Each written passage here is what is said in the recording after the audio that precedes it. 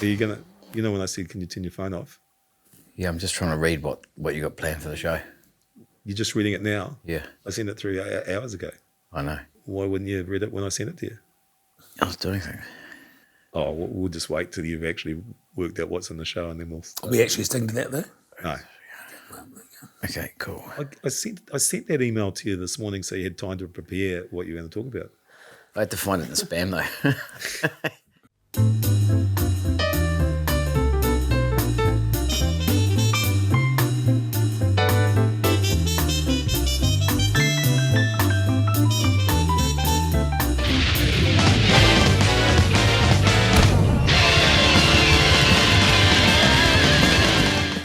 Right, welcome to the episode, whatever it is, of the TAB Sportscafe-ish. This is a big show for me because this is the first show that young Joe Solizzo of Dublin will be tuning in to watch today's show. You need to congratulations. quantify that a little bit more. Yeah, congratulations. So welcome to the audience, Joe. So basically, you're saying you're a grandfather. That's what you're saying. Yeah, Grandpa.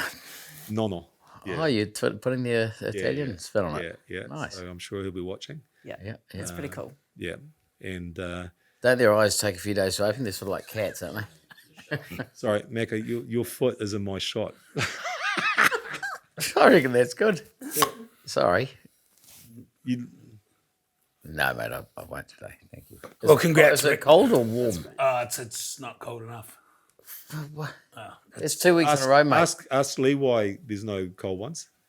Because we had a whole Drunk lot. them. And put a whole lot in the fridge. I mean, well, why would I need to ask? It's a pretty bloody Put a obvious. whole lot in the fridge from last week for this week. And when I came But you put it in last week for this week. It's a whole week. Yeah. There's only 24 of them in there. You need to have a special little, like a little mini bar on the side that's got maybe a padlock on it. You know how we didn't read the email about what the show's about? Yeah.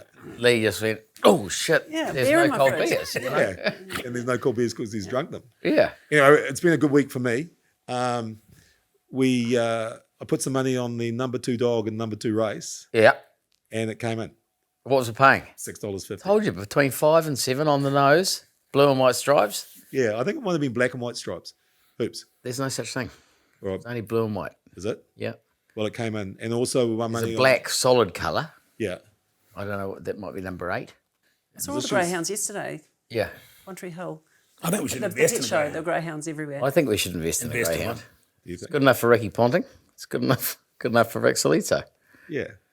You're not too dissimilar, actually. Your own dog? Anyways. I'm quite a bit taller, Yeah, but, you know, and I can't bat. talking about sort of, behavioural challenges. And we also won some money on Artie Sevilla scoring a try in the test. So you watched the All Black test? Yes. Yeah. Well, Lana came around to my place to watch it and talked through the whole game, and you didn't watch it. I did. Well, I wasn't talking. I was between two lovely ladies, and who were both new back to their careers, and they were fully engaged. And I was trying to watch Did you enjoy it? the chatting or the game. Yeah, I did enjoy the game. Oh, well, it was a high-scoring game, so yeah, I did enjoy it. Well, it's still that issue, isn't it, with the finishing off kind of thing. I went to stage, why don't we just do the second half first? Start with the second half. How would you do the second half first? Well, it's a bit like with cricket. Mentally. Mentally. Yeah, you yeah, could start zone through your in. subs. You could, if you win the toss, they say kick off. No, you go first. We'll do the second half.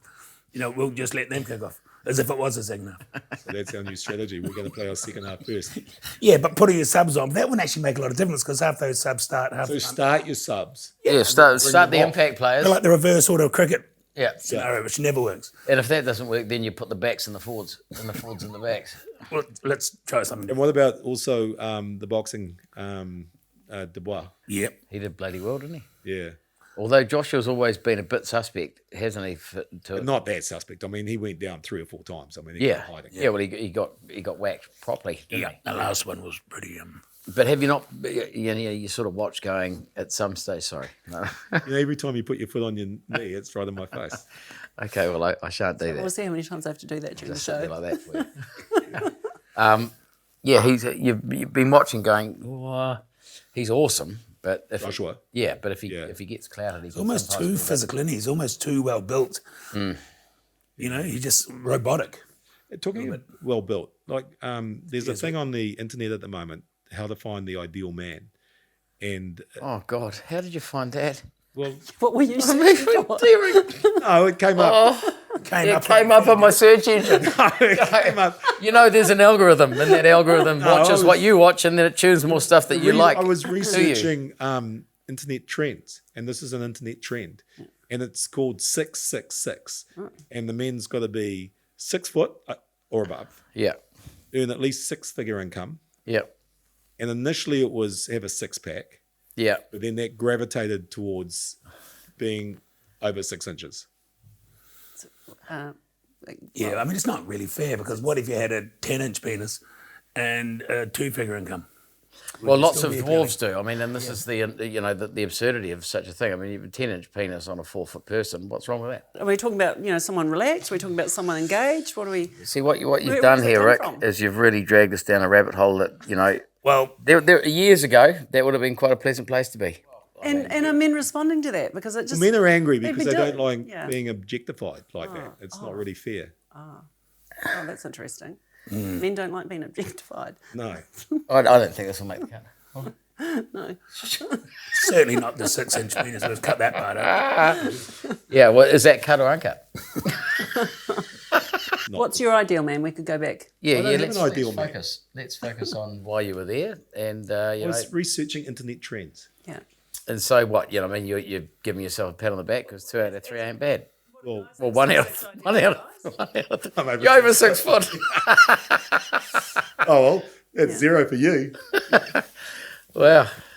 So talking about the cannibal, he's asked us not to put any more material of the Human Cannonball on the show. So obviously I've been looking through and finding as much as I could. And there's one story that really stood out. This is to probably me. the show that Cannonball would have liked to have been on because he's over 6 foot Definitely. and he's making a lot of money. Definitely make a lot of money. Right. And And pretty the rest soon, of he it, definitely talks himself. He What is he? would have had yeah, he's got one. 6-pack. He would have had 6-pack. Well, he's probably got a 12-pack. Cannonball, all that. Well, this is when we actually fired them out of a cannon.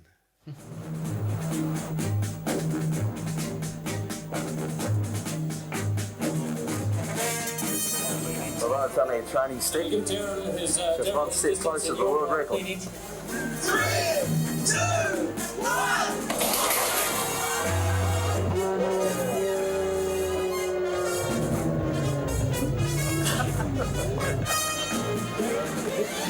Oh, it's invigorating being up in the air. Bit to work on, but we haven't got A little bit to work on, like about 400 metres. You've got to do speed, you've got to do life-threatening feats just to get mentally prepared. Just anything extreme, the more mountains you can throw yourself off or the faster you can go, it's all better for preparation. Yeah, when you're in there, you've got to be ready.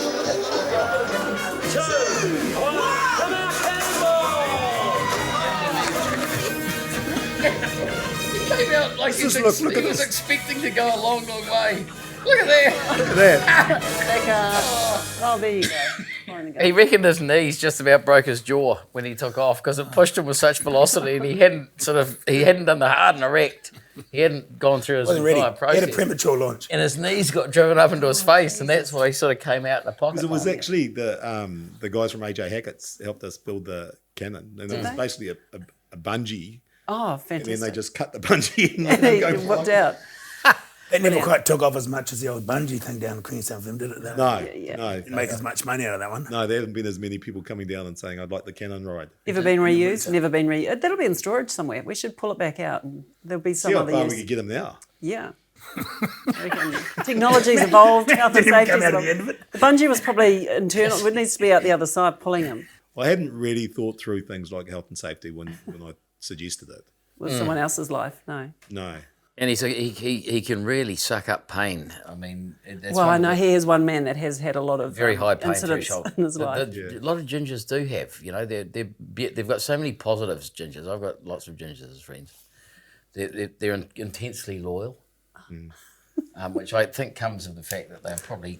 No, I feel like this to be a microphone. This I mean, could be they on the do have internet. high stress problems and heart-related issues and all those sort of things. But the Temper issues. anger issues, which increases the blood pressure and all those sort of things. But for loyalty and pain threshold in particular, there's nothing like a ginger. Brilliant. I remember when I cut his foot off with the broke propeller, and I mean, it was his fault, not mine. I happened to be driving the boat, but I sent one of the boys because he went, "Oh, Jesus, you've broken my bloody foot!" Oh! And then he lifted it out of the water. "No, you've cut it off!" And there was a bit of panic in the boat, sure. So we phoned the rescue helicopter, and it happened to be your Brother-in-law, brother-in-law, Herbie. It Herbie. was indeed, yes. And he came a great down circle of life. and collected Ben. And basically, once we got Ben into the boat, the thing was pointing the wrong way and blood was going everywhere. And all he said was, "Who's got a cigarette?" That's all he said. I mean, I'd have been, Yeah. you'd have been absolutely, if you You're saw not a it. ginger. No, true. And that was the point, quite, long-winded that I was trying to make, that he has an incredible pain threshold. I love how he doesn't want to be on the show, but it's turned into this is your life, This is Human your Cannonball. We should do a special Oh, for him. yeah. I would like that. Now we've got a guest this week, and it's not Ben. Hey, we don't so use we've, first names.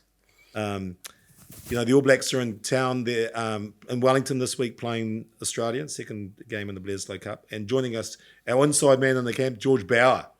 Hey, George. Hey team, Hi. Hey, good mate. to see you. Good to be on the show. Yeah, So do you live in the dressing room? pretty much. Yep. Stretch, roll out here, and just mentally prepare for our trainings. 1, 2, and 3 behind me, so that'll be perfect to get them in it front row. How the fellas feeling after what should have been a pretty easy closeout became quite an ordeal. Yeah. Yep. Definitely. We kind of talked about it right after the game. Bledisloe, just you think it's going your way, then things can just change just like that. And at the end of the day, a win's a win. But boys definitely came out of that game a bit disappointed on, not finishing a few things and closing out the game. So definitely that's a huge focus point coming into this week. We knew that Australia scored most of their points towards the end of, the back ends of the game. So, it's definitely a focus point this week of finishing, and especially that last 20 minutes where we kind of let off the hook there. So, Is there a bit of an edge at training? Like, is it, are boys a bit grumpy? it's there's always a natural edge, especially the non-playing 23 are always kind of giving it to the starting 23 because there's a bit of edge there for not getting selected that week. So we're putting it on them, making sure we're preparing them the best as we can in the best possible way. But yeah, there definitely is a bit of edge, and there has been over the past couple of weeks. So And that's when you definitely talk not about- missing. Yeah. Sorry, when we talk about an edge, does something change this week with your training regime? Do they try and do anything different, or is it just the same old routine going into another game? I think that's definitely usually up to the coaches, but we've had a few meetings this morning, and we've definitely touched on that finish aspect of our game. And within that, it's just doing the simple things very well towards the back end of the game. Not having to force things that we don't have to. Just doing the same things over and over again super well, keeping them in that pressure cycle, like we did the first half. And when we keep teams in that pressure cycle, it's hard for them to kind of break out. But in the weekend, we kind of felt a bit of chaos, felt the Aussies come back, and it's like, whoa, this is not, what we wanted to go to plan. But Yeah, I mean, when you get that start, to finish the question I was trying to ask, and it does get a bit loose and the players are all, doing their thing, that's when it's really pivotal to sort of just grind it down and just to deny any points for the opposition. Once you've got that massive buffer, if you can go into really methodical, sort of clinical mode and just make them sort of suffer. So it's more about them And not chase- scoring any points than you scoring more. Kind of thing. Yeah, and yet I think we sort of, but I don't know whether that's a game these days. I mean, kicking for the corner as opposed to taking 3 points, maybe. This is a question for you and I'm not being facetious, but you're not, as a player, you weren't the sort of person that liked clinical and grinding. No, but we got beaten by Auckland teams that did, and I remember the feeling, and the feeling of them being up and you going, shit, we've got to do something magic now, but at least it's a loose game. We've got a chance to pick up a few tries and, there's space. But then if they just locked in and just did the methodical, put it in the corner, made you play out of your half, did all of those sort of tough grinding things, it becomes psychologically almost a hopeless task. So is it to do with communication, like on the field between players? Is that something that your And the coaches leaders, can't I'd do imagine. once? I think the once you're skipper's actually got on to the step field? up probably and say, right, leadership guys, group. we've got a bloody good, lead here. Let's just grind them. Let's just grind them. Well, how about what do you think the week before Aussie really self-destructed in the second half, right? So they probably didn't, against Argentina. Yeah. So they probably didn't expect after we're putting that many points on them that would come back. Do you reckon that may have even For sure. psychologically we said We've just said, they've mate, broken? they'd won it in the first 10 minutes and it would have been impossible to lose from there, and so they probably thought, well, the looser it gets, the better it is for us. But George, what about you've got some, some of the young guys, some of the new guys really stepped up in that test. Have they brought a bit of excitement into the team, Cortez and Wallace Titi and stuff like that? Yeah, 100%. They've come in, and you can just see how eager they are to grow and learn off the older players. But they're also keeping everyone on their toes, in training, in the gym, things like that. And you can see the hunger that they have. It's actually like, oh, this guy's on, so his opposition's got to match it. So it's actually creating a good, healthy competition, and you can actually see it in the camp. Sititi, man, he's been really impressive. Even at training, he's been training really well, and his understanding of the game as a forward at that age as well he's pretty switched on. I think he was head boy of his school, so straight away you can De La Salle, kind of tell he's school. got the De La Salle. So yeah, that's right. Yep. All the great boys from the De La Salle. Sorry, Lee, you just go to the bathroom? No, I'm just getting fly spray. Sorry, we just got one fly in the room and we're just not too heavy with it. Two of them now. Sorry. you got a new fly spray coming out. Sorry. There you go. Right. Sorry, Lana, that's right on your face. I understand a little bit of your background. So you went to school in Wellington? You started school Yes, in Wellington? yep. And you've got a great story, which I think everyone in New Zealand should hear, about your rise to being an All Black. You didn't come out of school as like being in the academy, the chosen one, What happened when you came out of school? I was definitely a late bloomer, you could say.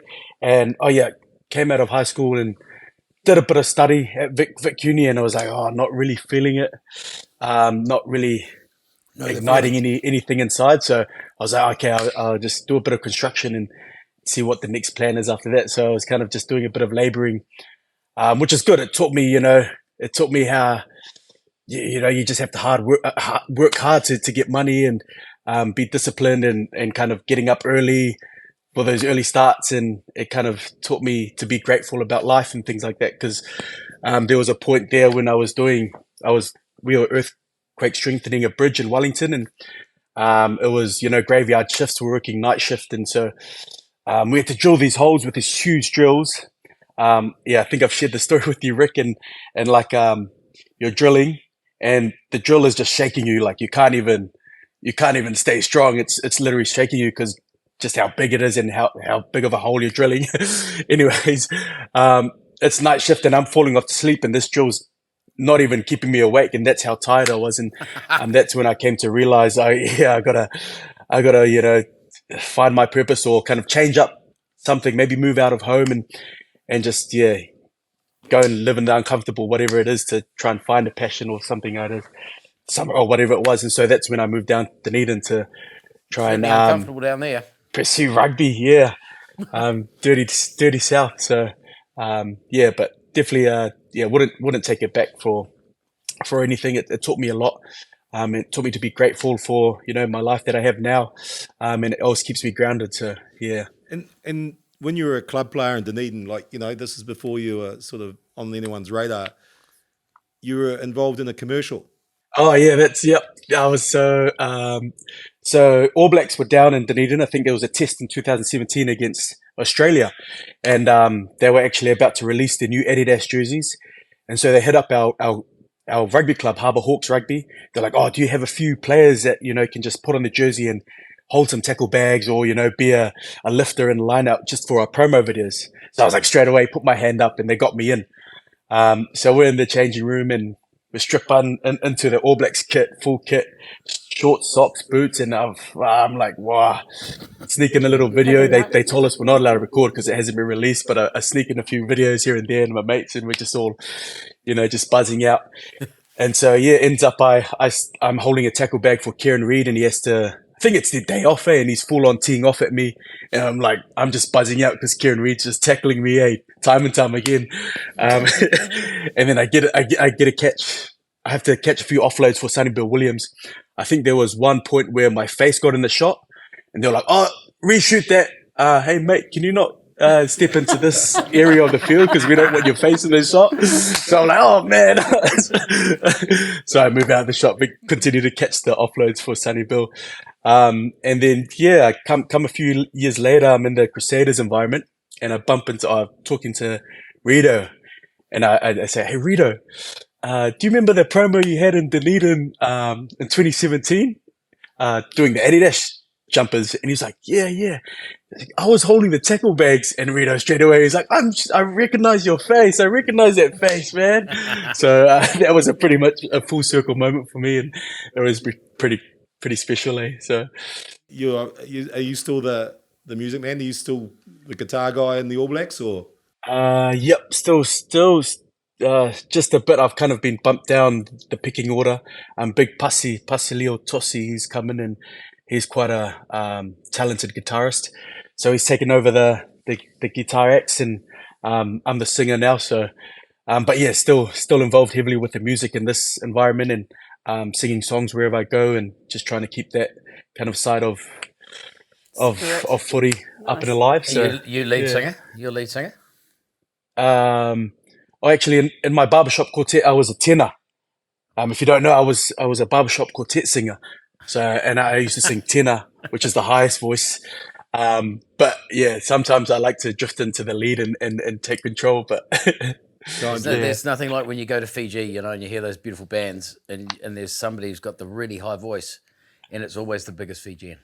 Yeah. Always bar none. It's the biggest Fijian who's got the highest voice. If I asked really nicely, that's George. That's true. If I asked really nicely, George, would you just give us a little bit of a song? Bit of a fly me to the moon and let me sway among the stars. You are all I ask for, all I worship and adore. In other words, please be true. In other words, I love you.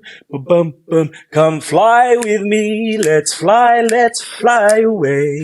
Dun, dun, dun, dun, dun, dun. It goes on and on. Wow. But it's Love it. And Frank Sinatra too. It's a delightful thing. All right, brother. So good to catch up, and I'll let you go and bring some edge back to that training. And good to see you back from your knee injury.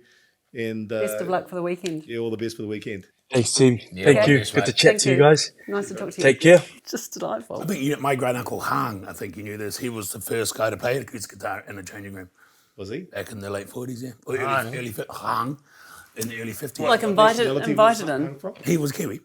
What was his name? Hang. Great uncle Hang. Yeah. And he was the first guy to bring an acoustic guitar into the changing room and play. They didn't want him to. More interestingly, how did he get that name? I don't know. No one knows. Yeah. No one knows. Is he from the West Coast? Yeah. Yeah. Well, hung. I think it was Fred Allen, I think, kicked him out of the change room. Right. So get the hell out of here. Yeah. With that strange instrument you Oh, he wasn't actually in the team either. Just invited himself with his guitar and his little speaker. Oh, no, I won't. No, I'm fine, thanks. Don't try not to eat during the show because they're really noisy. Oh, fair enough. Usually like they were in the olden days. Yeah. What's different between olden day nuts and modern day Well, nuts? they're big. Well, you've seen your nuts, haven't you, Rick? I mean, Steroids, mate. they're olden day nuts. And I haven't seen a lot of modern nuts. We haven't seen your nuts either because of the big, Pardon? the gut. Don't say that. Oh, guys, so mean to each other. Well, not unless you've got a mirror. Yep, they're still there. shall I put the nuts away, Rick? You put your nuts away, would you? Yeah, everyone's seen them. They're very salty Everyone's nuts. seen my aren't nuts, they? haven't they? Everyone's seen your nuts. The salty nuts. Yeah. Now, I asked you all to send me some social media clips. I wanted to get a bit of an insight into your day-to-day life. Because I got bored watching the Perfect Man videos. I just wanted to see whether I was the only unusual one. Can you send me what you're watching? Yeah, sure. Yeah. Did it give you a bit of a complex that we weren't all... Well, no. Well, first of all, Lee didn't send me anything. No. What's going on? Well, he drank 24 beers. He had 24 beers to drink. Better start doing Could I that. send you a video of that? Yeah, that would have been Good week, you could video there. That could be quite entertaining. What? I would have started off entertaining, but would have. Because you're not really big on social media, are you? I'm trying to get off it, Rick. Yeah. Hence this podcast. So this is mainly on social media, so it's ironic. Yeah, this is your way of easing yourself off it. I'm trying to get off the whole thing. You're off it unless you're on it. Yeah, I'm getting more on it. Unless it's personal. But ironically trying to get off it. I'm not going to add videos to what we're already doing. Well, as long as you're not getting on it and then posting on it. Well, let's add the 24 beers. Yeah. That's what I mean. You know, if you get on it and post on it, that's The one that concerns me the most is Lana. Some of the videos that she sent me through, I've forwarded on. Videos, plural. I've sent them through the HR, but this one gives you a bit of an insight into the way her brain works. Wonderful. What do you call an old snowman? A glass of water.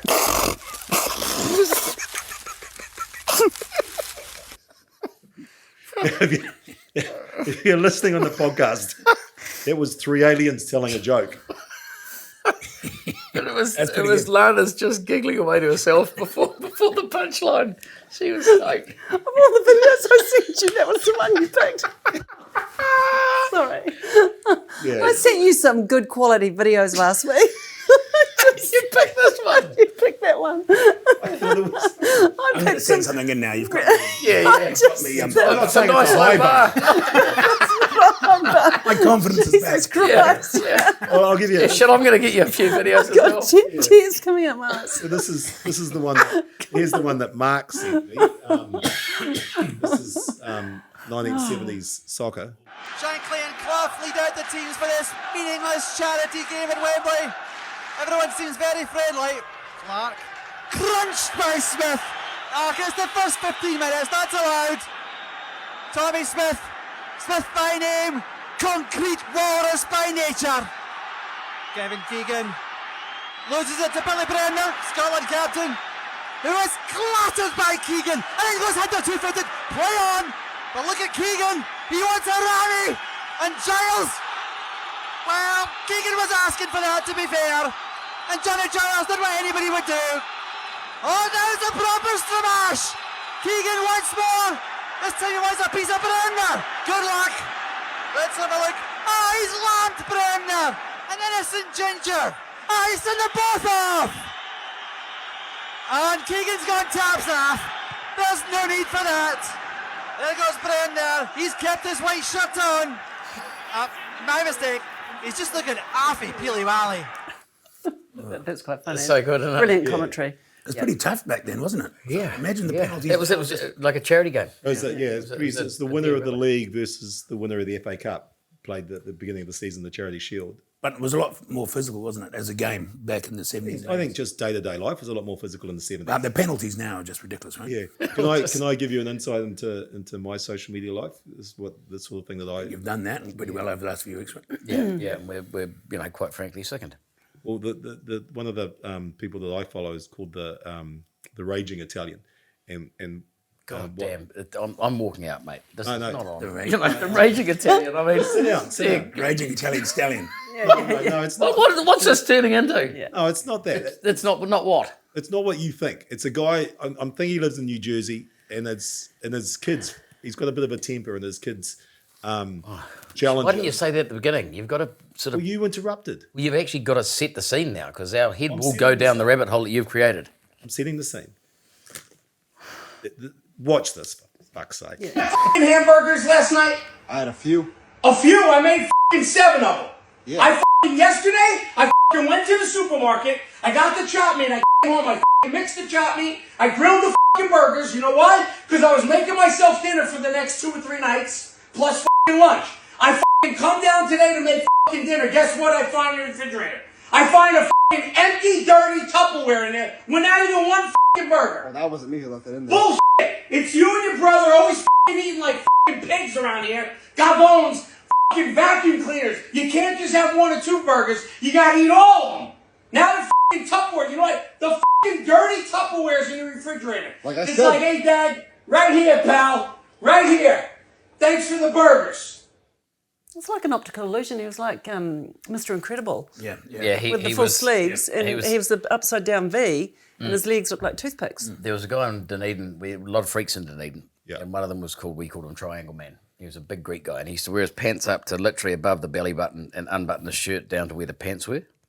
And he was just lats with tiny legs. He was like a V, he was Triangle Man. And he must have literally just spent the whole day at the gym doing chin-ups. Yeah. Because all he was like a crab.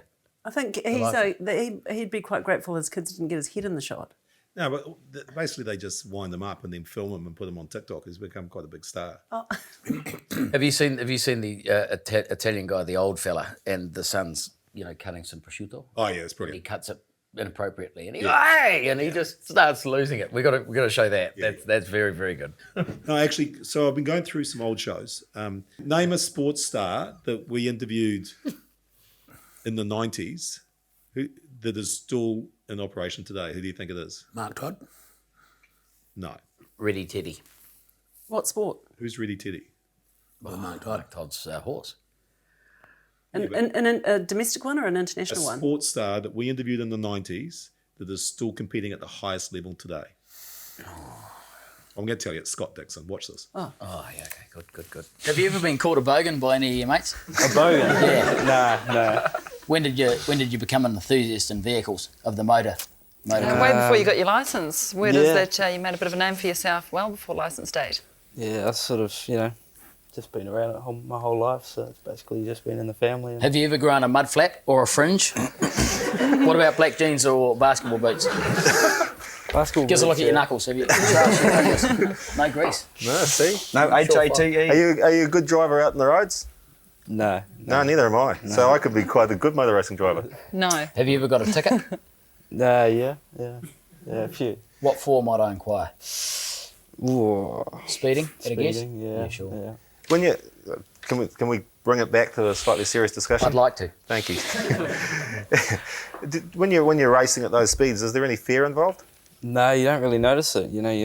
All the other cars are sort of going the same speed, so you don't notice it at all. Yeah, but the land isn't. It's going past really fast. Land's staying still. Well, you don't really look at that, so... Yeah. He's a legend, eh? How old would he have been there? He looked... Well, that was 99, so that was 17, 25 years ago. So he's 25 years younger than he is now. Yeah. He's one of the greats. I mean, he is... Yes. And a hell of a good dude too. I Yeah. mean, proud Kiwis. He's like one of the top. Did you notice the old computer in the background? Yeah. We were just saying if you kept that, it'd probably be worth a bit. Can I ask you a serious question? Is Steinlager nice when it's warm? Yep. Anyway. Beautiful. Is that why you've been chugging on it? Like you've done half a beer in about an hour? Because I'm doing my job, mate. There's an old saying, if you're going to drink a warm beer, it might as well be a Steinlager. Oh, okay. Good. Just checking. It's only warm because he drank all the ones that were in the fridge. I understand, but, sometimes you can make a choice and you're making a choice to warm and enjoy flat, it. Over a week, Rick, I didn't drink them 45 minutes before the show or anything. Yeah. And we're sponsored by Steinlager, and you're actually serving. It's like going, being sponsored by a restaurant brand and serving a cold steak. Yeah. They'll have a little fridge. They can give you a little fridge. I put some in the fridge to be using in the show, and he drank them all. No, but Rick, we've been setting up here hours before the show. Yeah. Right, the fridge How hard is it? How hard is it? Covered up now. We could have put beers in there. How hard is it to just go up the road and grab a dozen beers so that we're happy? Anyway, talking about Dan Vettori. What's he up to? He is with the Australian cricket team. See? He's one of the coaches, yeah. Been there a little while now. Yeah, he's doing a great job. But this is some video I found of him winning the car for Player of a Series. And they gave him the car straight after the game. And so what do you think he'd do? Drive it into a lamppost. What car was it? No, why would he drive in a lamppost? Well, we used to on a Sunday at university go to Turner's car auction as if we were particularly hungover and buy the cheapest car you could and drive it around as fast as you could and then ram it into first gear and try and blow it up. And once or twice we get cars that you couldn't kill, so you had to drive them into a lamppost. Well, don't do that. You can see Daniel Vettori getting into his Mitsubishi Lancer. for the most valuable player of the tournament. He bowled superbly on pitches that helped him. But in the end, for the finals, we got a surface that, deserved to be a surface used for the big one. Daniel Vettori taking a spin. You got to feel sorry for the local crowd. Their favourite team wasn't there, but they're cheering the winners. What was that? Well, he knows how to drive, Daniel Vettori. That was quite impressive spin, yeah. It's quite funny. We were at Otago University, and we had some pretty good players playing. And one night after a relatively decent court session, one of the boys, I think you can say this because it was in private grounds, was driving a V-dub golf around the rugby grounds doing donuts. And Rex Thompson came charging. I said, right, that guy will never ever play again for Otago University. Get out of the car. And it was John Timu. John Timu got out and he said, g'day JT, how are you, mate? Oh, it was beautiful. Like anyone else was going to get hung, drawn and quartered, but Johnny Timu gets out of the car and it's, g'day JT, how are you, mate? Can I park the car for you? All right, so what's up? What are you doing this week? What's happening this week? Anything interesting? Well, it's early days. We're looking forward to the rugby if you want to bring back the sport. Hump day. Changes? Are there going to be changes big time or what? Not big time, but they're going to... Yeah, we haven't gone that well in Wellington. I think the pressure's on. I mean, Australia will go into that game with a bit of confidence, after the second half. I think minimal changes, I'd imagine. Yeah, the first five. I mean, I'm a Mackenzie fan, but do you change it? I don't know. I think you just got to. It's that balance, isn't it? You change players to give a bit of an edge to the team, make them better, but at the same time, you're trying to build combinations and stuff. You're going to have time. I mean, obviously, Geordie Barrett's out, so you're going to have someone new at 12, probably Anton Leonard-Brown. So, do you want to change somewhere else in the back line? I'm not sure. So you're saying the Aussies aren't as bad as obviously it's a stupid thing to say. They're obviously better than they looked against Argentina, and obviously came back against us. So are they thereabouts? You reckon Aussie now? Yeah. How good was Argentina beating South Africa? Oh yeah, that was just fantastic. I watched that game. Yeah, and South Africa made a few changes. They should had a penalty straight in front to win, but Argentina played magnificent. Argentina have beaten Australia, New Zealand, and South Africa in this Tri Nations. Yeah, I want them to win it. Wouldn't that be totally. just an absolute bloody That's the only result that would be... But they're off to South Africa, aren't they? Yeah. Where are they playing there? Not that it matters a great deal. In South Africa, yeah. Were you watching the game this week? Yeah, I'm not inviting you. You talk too much. I didn't talk at all. I couldn't get a word in. I'm quite polite. No. At someone else's house. Yeah. And I brought food. Invite. Did he put any warm beers? I'll be down at Dunedin actually. Watch it down there. Okay, the game's in Wellington. I know, but I'm going down for 21st. Dear. Yeah, that's a bit sketchy. Yeah, that's hard work. And that 21st, shit, that would scare me these days. Do they still do yard glasses? Well, yes, they do. So. They do. They do. They do. They do. Do they still really fast? It's frightening. Still poison the yard glass with like it's flat and it's warm and no one does that. No. Oh, they used to. Did you do a yard glass at your 21st? Yeah, but somebody had stealthed me with like some bloody tequila in the bottom of it. So you get down to that last turn. And you can't stop at that point. You're going. I've got to keep going. Yeah. Then I got given a pig in a sack. A pig in the sack? Yeah, mate gave me it was a lovely 21st gift. The only 21st gift I can remember. Was it a live pig? A live piglet in a sack. Oh. There you go, mate. And I can't remember getting the pig. And I somehow took it home, and I wake up in the morning and there was something sort of thumping me under the bed, and I went, what the? So I looked, and there's a pig just went and just came out from under the bed. I went, fucking hell, and then it all came back. And somebody had baked me a cake, a chocolate cake, and it jumped up on my desk and eaten it, and just shat all over the room. It was an absolute disaster. So, are there any more layers to the story? So I grabbed it and chucked it back in the sack and just opened my flatmate's room and threw it into the bloody room with him. And he went through the same terrified process of waking up to a writhing sack at the base of his bed and opening it and this pig shoving its head out. Well, you're giving me an idea now because I'm the godfather of the guy having the 21st. Trying to think of a present. Yeah. Oh, yeah. A pig in a sack's good. And anyhow, this lovely young boy fattened it up from a farm, fattened it up for me and, made 90 kilos of pork roasts and bacon and all that sort of good stuff. You slaughtered your pet pig that you got given for your 21st. We bought a chest freezer. We chucked it, we were students, so this was like gold mine. Chucked in there and Jamie Joseph came around and said, have you ever tried some marlin? And Waffle was it, my flatmate who was bad security was at home. And he said, I'll just swap a little, butter cup of, butter container of for the entire pig. For basically half the pig. Yeah. Then we went away for the summer holidays and, of course, more on me, came back to do specials. And I came to the house and we hadn't paid the power bill. And as soon as I opened the door, it was a crime scene. Oh, no. And I went over, lifted it, and the maggots were the size of your fingers. Yeah. So I went, what am I going to do? What am I going to do? Grabbed bacteria. saw some petrol in there, so I poured petrol and lit it. Not a good idea. Oh, Jesus That Christ. doesn't make What it does any that do? better. What Well, it happens? makes it stink. And Yeah. it's, you know. Does it explode? Like, So I reversed the car up and tied it by the power cord to the back of the car and just dragging this thing down the road. can't And believe turned into Castle Street and it just went flop, flop, flop, and just puked. Half-cooked pigs with maggots everywhere. And then we boosted off and parked the car up the hill for about 3 weeks. Job done. That was the answer to the question, did you do a yard glass at your 21st? yeah. Well, it all comes flooding back and you're better to get it out than leave it in. So, maybe for this weekend, think of another option for you. Yeah, think of 21st. Yeah. Or what I Think of the consequences. No, but when I was asked to be godfather, when he was born, I was asked, and I was round there to go. Oh, great! I felt really honoured, so I bought a bottle of whiskey. And I said, when you're 21, me and your father and myself and your couple of mates, we can drink that. I mean, that kind of makes sense. But I hate whiskey, so I'm dreading it. I'm dreading actually. It's sort of thing you just flippantly say. Now it's 21 years later. But he's kept the very bottle? Yeah, they got very bottles just sitting there waiting. So, okay, so that'd be, maybe if you bought an 18-year-old bottle of whiskey then, which you wouldn't have done.